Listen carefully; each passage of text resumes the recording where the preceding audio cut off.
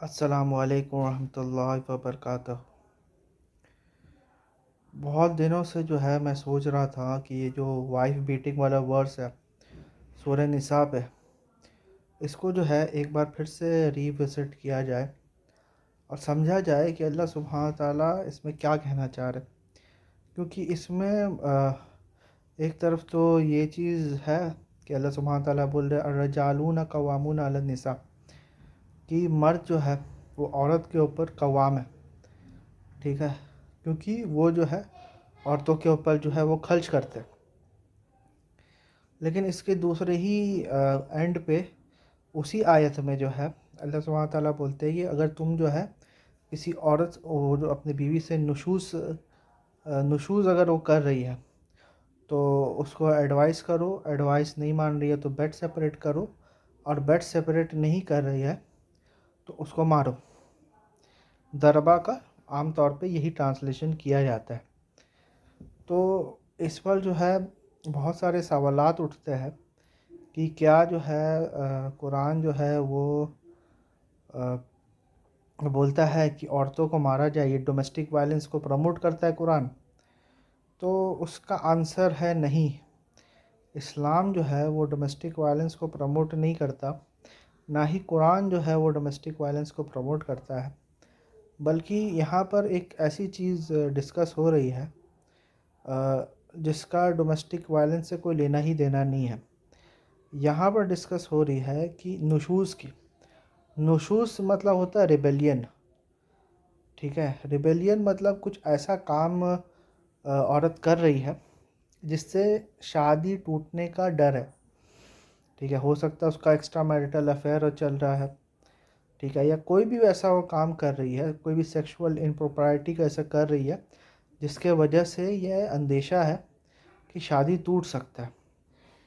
तो अल्लाह सुब्हानहू तआला ये बोलते हैं कि शादी तोड़ने से अच्छा है कि आप जो है ये तीन चीज़ें जो है उस पर आजमा लो।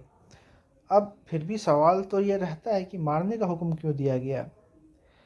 ठीक है, मारने का हुक्म तो नहीं देना चाहिए था, वो आप डिवोर्स भी कर सकते हो उसको।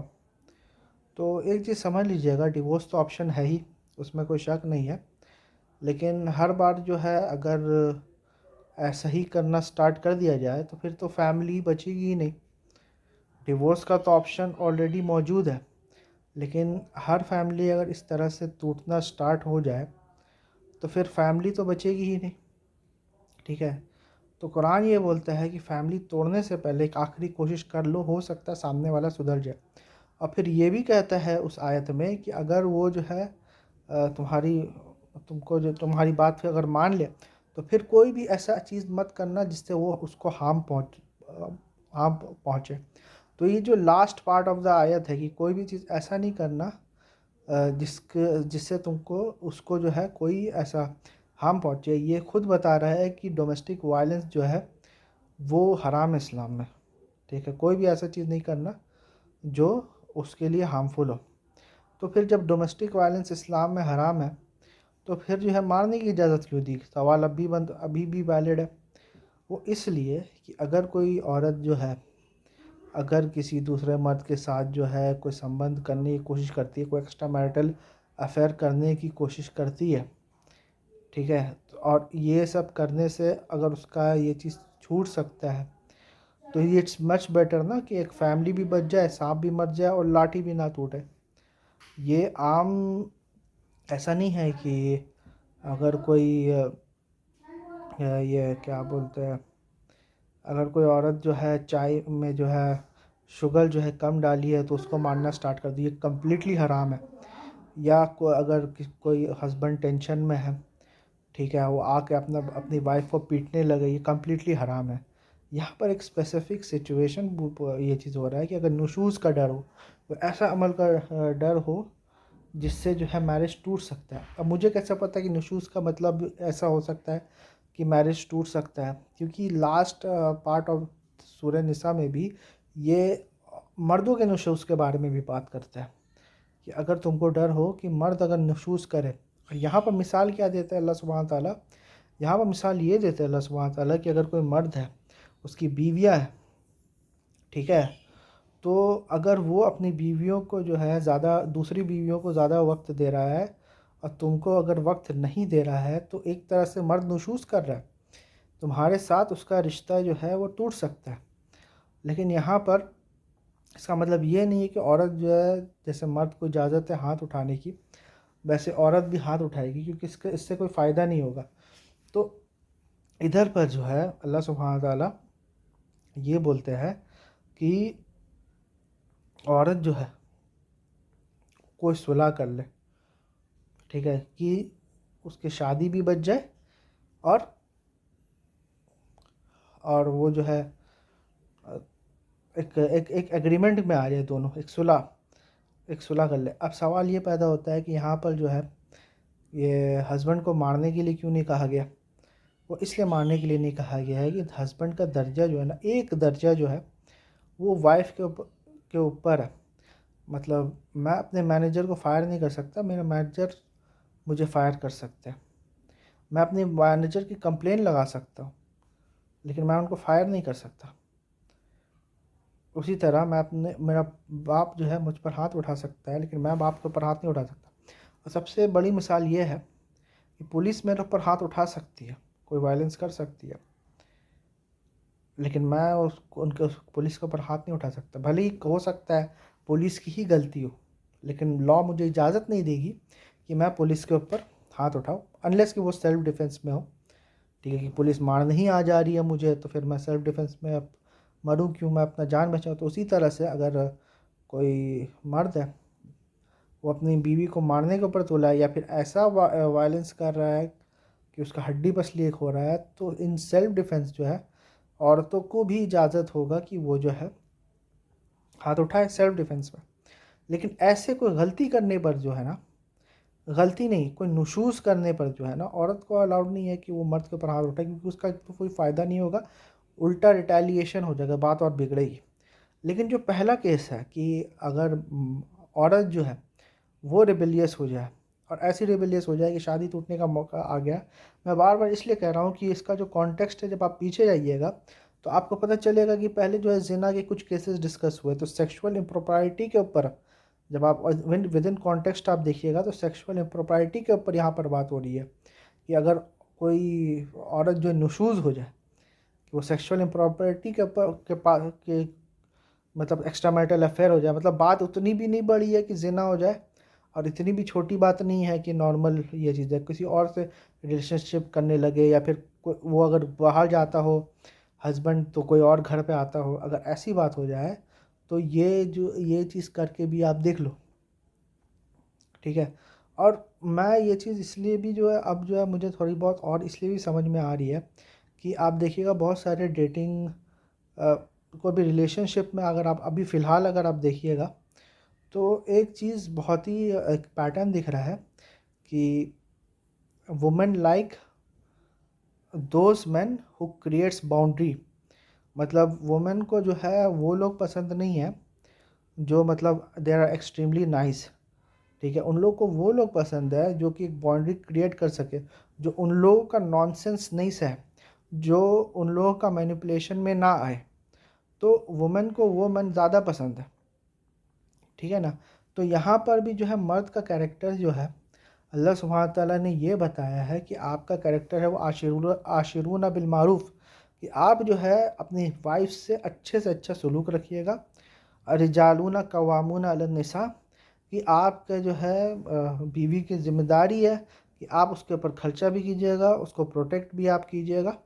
ठीक है, लेकिन अगर वो नुशूज़ करे, मतलब इतना करने के बाद एक हस्बैंड बहुत अच्छा है, वो अच्छे से पेश भी आ रहा है, और वो खर्चा भी कर रहा है अपने वाइफ के ऊपर, उसको प्रोटेक्ट भी कर रहा है, इतना करने के बाद भी आप जो है अगर कोई नुशूज़ करता है, तो मुझे ऐसा लगता है कि वो पनिशमेंट का हकदार हो जाता है।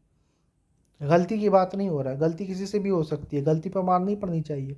और कोई भी बंदा अगर कोई भी आदमी अगर गलती के ऊपर मारता है अपनी वाइफ को, तो उसके ऊपर जुल्म कर रहा है। वो भी मैं बताऊंगा कि जब कोई आदमी अगर इस राइट को जो है मिसयूज़ कर रहा है, right to punish his wife when she does a rebellion against him. ठीक है, अगर वो नुशूज़ कर रही है निशूज़ नहीं कर रही है और फिर भी जो है उसके ख़िलाफ़ डोमेस्टिक वायलेंस हो रहा है, या और वो इस बेसिस पे कर रहा है कि मुझे कुरान ने इजाज़त दी है, तो उसका भी मैं सलूशन बताता हूँ। वो उसी वर्स में ही है। एक तो मैंने ये चीज़ साबित कर दिया है कि लास्ट पार्ट ऑफ द आयत ये कह रहे हैं कि अगर वो तुम्हारी बात मान जाए तो फिर कोई भी ऐसा अमल नहीं करना जिससे उसको तकलीफ़ पहुँचे।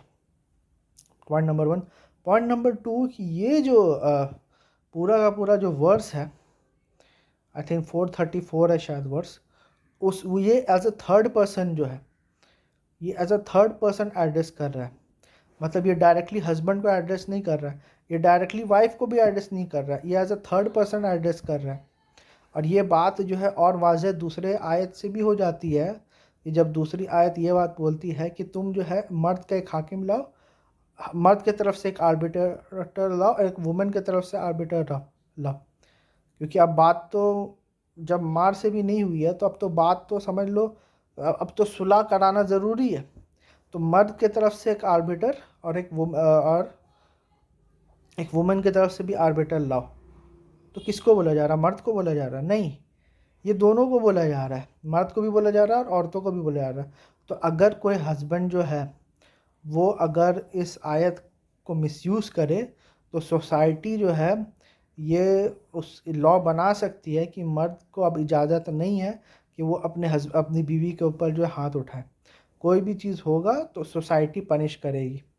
आप सोसाइटी के पास लाओ, ठीक है? तो ये लॉ बन सकता है क्योंकि ये एज अ सोसाइटी को एड्रेस किया जा रहा है, ठीक है? क्योंकि एज अ थर्ड पर्सन जो है उसको जो है इससे डील किया जा रहा है इस वर्स में। अर्रिजालूना कवामूना अला निसा, की मर्द औरत के ऊपर एक कवाम रखा गया। ये किसको बोला जा रहा है? ये third as a third person बात की जा रहा है। अल्लाह सुब्हानहू व तआला ये नहीं बोल रहे कि तुम जो है औरत के ऊपर कवाम हो। सेकंड पर्सन बात नहीं हो रहा, थर्ड पर्सन बात हो रहा है। तो इससे समझ में आता है कि सोसाइटी को भी जो है राइट दिया जा रहा है कि अगर हस्बैंड कोई ऐसा गलत काम करे तो आप इंटरवीन कर सकते हैं। ये सोसाइटी का भी जो है, ये कोई बंदा ये नहीं कह सकता कि मैं अपनी बीवी को मार रहा हूँ, ये मेरा पर्सनल मैटर है। नहीं, सोसाइटी चाहे तो इंटरवीन कर सकती है। और फिर दूसरे आयत से वाज़ेह हो जाता है कि मर्द की तरफ से एक आर्बिटर हो और एक वुमन की तरफ से आर्बिटर हो, और फिर जो है मसले को सुलझाया जाए। और इस आयत का एक हिस्टोरिकल कॉन्टेक्स्ट भी है कि रसूलुल्लाह सल्लल्लाहु अलैहि वसल्लम ने भी जो है हदीसों में आया है। पहले तो ये है कि do not beat the handmaidens of Allah. एक जनरल रूल ये रसूलुल्लाह सल्लल्लाहु अलैहि वसल्लम फरमाता है कि अल्लाह की बनाई हुई औरतों को, अल्लाह से जोड़ के बोला रसूलुल्लाह सल्लल्लाहु अलैहि वसल्लम ने कि अल्लाह की बनाई हुए औरतों को मत मारा करो, ठीक है? उसके बाद जो एक अलग अलग हदीसें में हमको पता चल जाता है कि कि यहाँ पर सेक्सुअल इम्प्रॉपर्टी के बारे में ही बात हो रही है। क्योंकि रसूलुल्लाह सल्लल्लाहु अलैहि वसल्लम बोलते हैं कि औरतों को मत मार करो एक्सेप्ट कि एक खुली कोई बेहयाई अगर देखो तब तुम उसको सुधारने के लिए मार सकते हो। क्योंकि देखो, एक तो सबसे बड़ी बात यह है कि ये लोग जो है नए नए जाहिलियत से इस्लाम की तरफ आए थे, तो सही गलत का इतना ये चीज़ नहीं था। तो ये चीज़ कई बार फोर्स के थ्रू भी जो है इसको ठीक किया जा सकता है। अब इस पर जो है बहुत सारे एथियस्ट वगैरह ये एतराज़ कर सकते हैं कि ये फिर ये उस ज़माने के हिसाब से सही था, इस ज़माने में ये वैलिड नहीं है। तो मैं ये कहता हूँ कि इस ज़माने में भी वैलिड है। अगर कोई ऐसा केस होता है, तो अगर कोई ऐसी लड़की है जो रूरल माइंडसेट की है तो उसके साथ भी ये चीज़ अप्लाई किया जा सकता है। अब सवाल ये होता है कि कोई औरत है वो अगर अर्बन माइंडसेट की है तो इसके उसके साथ ऐसा कर सकते हैं या नहीं कर सकते? तो इस तो ये जो है एक गाइडलाइन दी गई है, ये कोई हुक्म दिया हुआ नहीं दिया हुआ। जो हस्बैंड है ये गाइडलाइन का इस्तेमाल भी अपने सर्कमस्टेंसेस को देख के ही कर सकता है। अगर उसको ऐसा लगता है कि मारने से अगर उसको ऐसा लगता है कि मेरी बीवी मुझे समझ रही है कि मैं डरपोक हूँ, मेरे अंदर मर्दानगी नहीं है, और मारने से कभी कभार क्या होता है ना, वुमेन लोग को जो है अपने मर्द के अंदर जो ना मैस्कुलिनिटी कम दिखती है, तो वो फिर जो है गलत काम करना स्टार्ट कर देते हैं। तो जब मर्द जो स्ट्रिक्ट होता है और उसको सही रास्ते पे लाता है, तो तब जो है उसको जो है उसके लीडरशिप का एहसास होता है, उसके मैस्कुलिनिटी का एहसास होता है। तो आज औरतों को भी, चाहे वो अर्बन औरत हो या रूरल औरत हो, उन लोगों को जो है एक मैस्कुलिन मर्द ही चाहिए प्रोटेक्शन के लिए। उसको अगर ज़रा सा भी लगेगा कि मेरे जो है मर्द के अंदर मैस्कुलिनिटी कम हो रही है, तो हो सकता है कि वो दूसरे तरफ जाए। तो कभी कभार मैस्कुलिनिटी दिखाने के लिए अगर ये स्टेप ले लिया जाता है तो हो सकता है कि ये सही हो सकता है सही नहीं हो।